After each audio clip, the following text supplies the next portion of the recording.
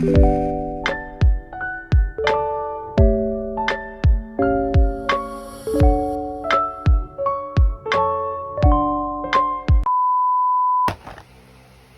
guys, welcome back to my channel, and today we got another package, this time from Kimstore naman. So first time ko bumili sa kanya kasi nakita ko meron silang promo na buy one take one na Jaguar fast charger for only 499 pesos. Dahil nga first time ko bumili sa kanya, tingnan natin kung pagkakatiwalaan yung mga item na bibili natin sa kanya.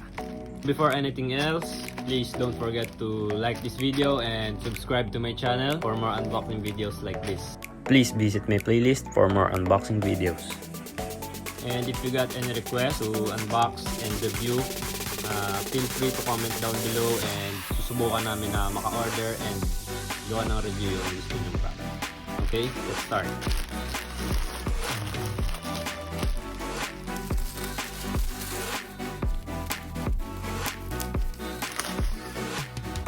So ito na yung item natin, 2 Jaguar fast chargers, and we got something here. Let's check it out.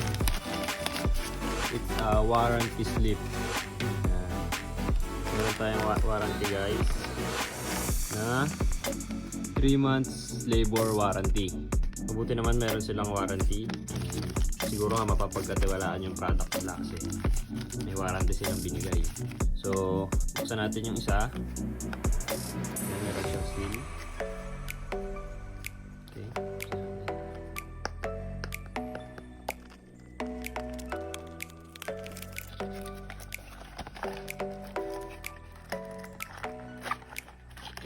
Okay.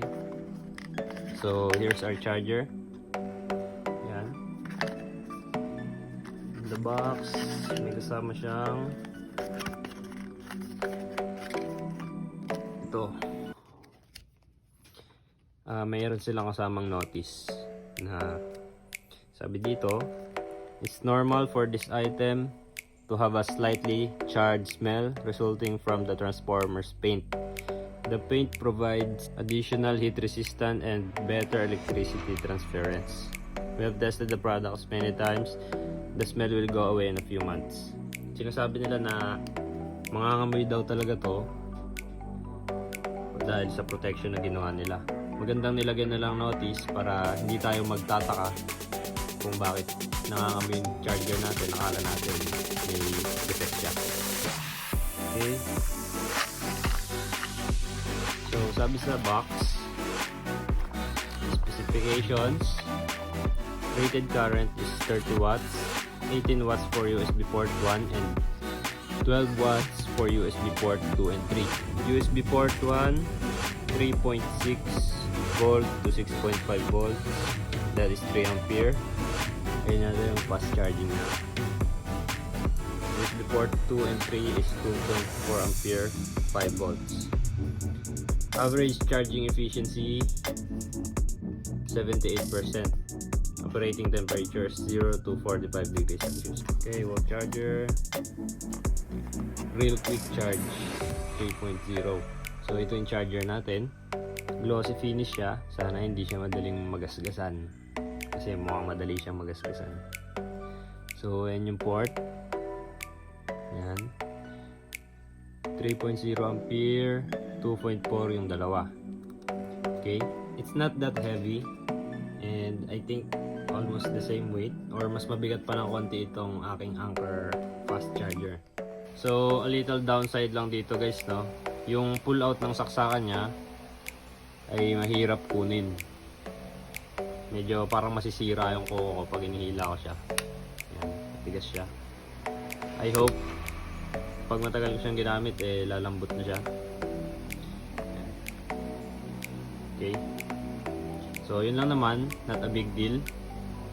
So let's put this charger to the test. Susubukan ko siya sa aking iPhone 11 for 20 minutes. Tingnan natin kung makakailang percent ang charge niya compared sa stock charger ng aking iPhone. Tingnan natin kung malaki ang diferensya ng pag-charge niya. Okay, let's start. So ito guys, I'm gonna use the 3 ampere port of this charger. I'm gonna charge my iPhone 11. Ayan. And tatimer natin siya. Okay? Then, I'm gonna plug it in.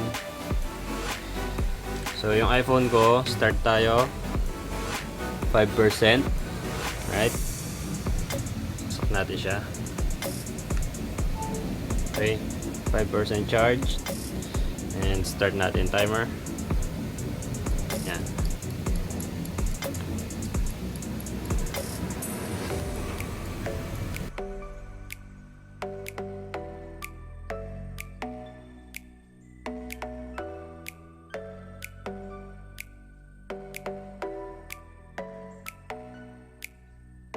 So, tapos na ang 20 minutes. Tingnan natin ngayon ilang naging charge ng ating iPhone. It is now at 32%. Yan.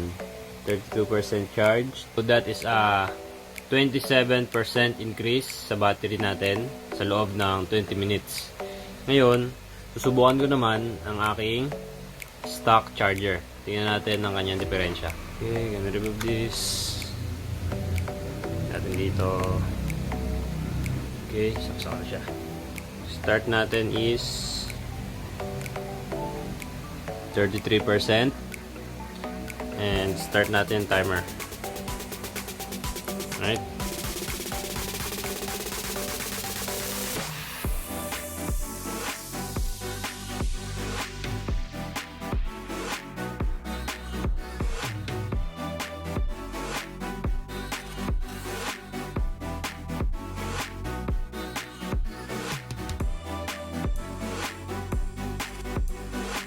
Okay, so that's 20 minutes para sa ating stock charger.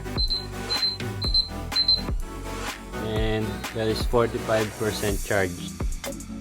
So 45% from 33 to 45, that is that is only 12% increase sa battery percentage natin. And nakita nyo naman na malaki yung diferensya niya dito sa ating Jaguar charger, which is nakapag-charge tayo ng 27% sa loob ng 20 minutes. So, totoo nga fast charger siya. Mabilis siya mag-charge kumpara sa stock charger ng aking iPhone. And para sa akin, sulit na tong binayaran ko na $499 and dalawang charger na siya. Anyway guys, if you're an iPhone 11 user also, and if you like my case, I have an unboxing of this case in my channel. You can check it out. So that's all guys. I hope you enjoyed the video. Please give it a like and subscribe to my channel for more unboxing videos like this. See you soon.